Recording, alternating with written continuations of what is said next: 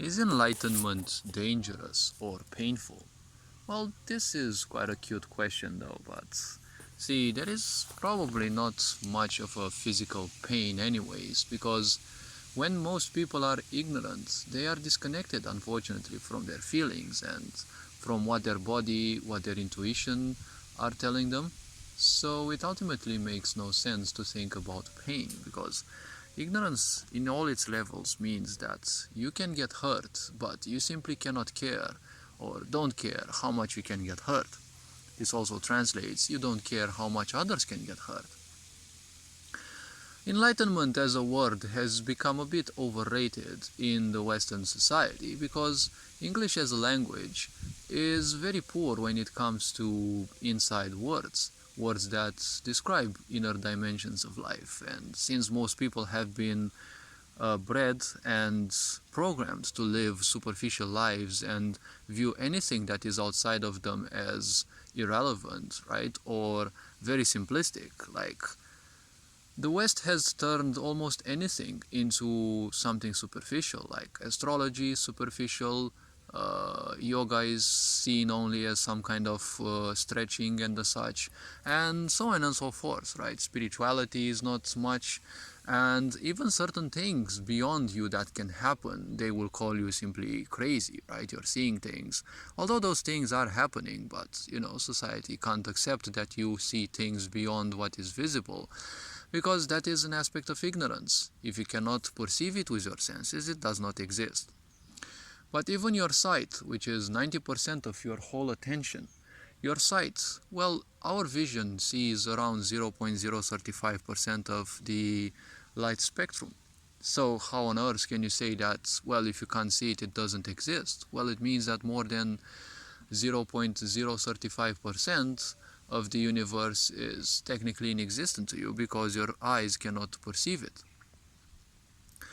So when it comes to this idea, shortly said, the answer is, well, it is painful, and at the same time, it is, well, it can be very dangerous.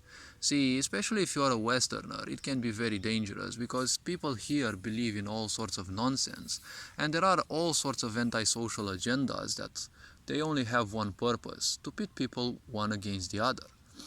The point with awakening is, well, you're not achieving much in terms of spiritual level up.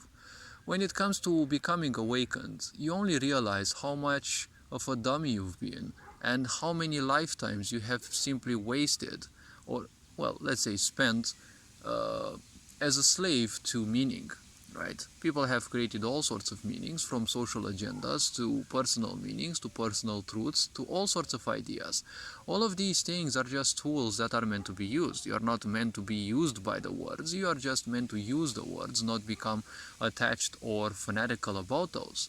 The more fanatical you are about certain things, the harder it will be for you to break out of them. Because fanaticism means that you're spending most of your energy towards that project or process or whatever.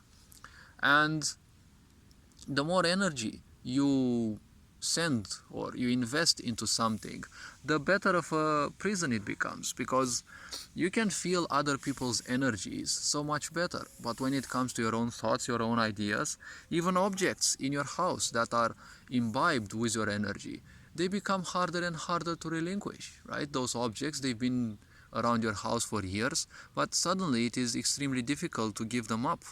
They've been so imbibed with your energy, it feels as if they are part of your body, they are part of your existence, and to some people, if they are attached, it's like it's part of their survival. So similarly, mental and psychological and emotional thoughts are also equally important, because attachment toward these can create a very great difficulty. The more you attach yourself to something, the complexity of it will prevent you from simply transcending it, right? Nature gives you everything that you need, but it's not going to allow you to easily transcend its cycles, right? The point is, many people may want astrologers to predict them the future, but the point is, see, if you transcend your physicality in a sense that you realize that your mental accumulations are nothing else but garbage. The point is, when you realize that all these agendas, all these ideas that you have been acquiring are from external sources and you've been investing too much energy into those, well, the point is, you will find out first that your life has suddenly no more meaning. This is very dangerous for people if they are not prepared for this, because, well, if your life doesn't have meaning, you will become an ignorant, right? Because there's nothing to life. If life has no meaning, well, you have no sense of exploring it, right? The unexamined life is not worth living. So once you realize that all the meaning in your life is, well, meaningless, it is irrelevant, you're just supposed to make use of it, not be used by it, well, suddenly you will feel that you have no more purpose in life. There is anything important, right? All the video games that used to distract you are no longer important. The toxic music that used to distract you is no longer important.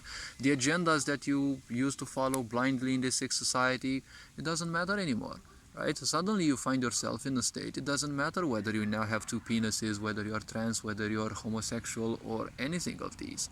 I made a video about this previously, and the meaning and how the meaning of these terms has been distorted, but suddenly it's simply no more importance, like literally no more importance. You simply can't be attracted to these once you realize that meaning is simply irrelevant, right? People will come to try to entangle you into their ideas. No, that's of no importance to you. I don't have time for those, right? That's how a lot of things go. So if we are to move even further, there are so many more levels beyond this. So a lot of people might simply relapse into becoming ignorant because they want a life of meaning. They want life to have all sorts of things that will tickle their emotions and mental side and such. So one has to realize that these attachments, they are poison in a way, right? Every time you do something, you will need a certain attachment. You will need meaning and such, but you need to learn how to not be used by these, right? So that is why I'm saying this idea of enlightenment is a very dangerous thing if people are not prepared for it. And since most people are slaves of their emotions and their minds, well, there is a very great danger in this, right? Because, well, ignorance can't care how much they get hurt. Suddenly their life doesn't have any meaning. Well, they might go on a killing spree, right? They might go, I don't know, on a rampage to hurt people and such. So, this being said, enlightenment ultimately doesn't have any spiritual level up, right? It is just something that puts you at the gate of so-called spirituality. Because spirituality starts when you realize, spirituality exists all the time, but it can start when you consciously choose to start it, and when you basically realize that everything that is mind-based, everything that is psychological and emotional-based doesn't need to have attachments towards it. Suddenly you will have so much time to spend it on anything else, like, I don't know, realizing more things about you, how you function, how your body functions, how your energy system functions, and how to become in tune, for example, with divine intuition, right? You don't have to waste years of your life to learn things when you can simply download them from the intelligence of the cosmos, right? All the ideas, all the knowledge that you have, see, that knowledge you put it into your brain because that's what society tricked you into believing is the only way to do so. But the point is, as you do that more and more, well, you're gonna have bigger and bigger problem because the brain can only store a certain amount of information. Why bother storing that information when you can simply download it and use it from divine intelligence, right? Or, well, intuition as people call it. But people have to realize that logics can only be built into a prison if you make too much use of it. Because logics means steps that you can do, and they are very, well, logical in a way. They are very easy to take into account because it's step 1, step 2, step 3, right? They have a certain sense into them. They have meaning. They can simply be followed one after the other. Divine intuition is all about trust. There is no guide in there, though there is no nothing. You're simply blind. You don't have any senses. You don't even know what you're mentally doing, psychologically doing and such, but you know that there is a way. Whoever is brave enough to follow it, well, there are also rewards there. Hopefully this video raised a bit of awareness. You are appreciated. Take care, enjoy life. Very John Board signing out.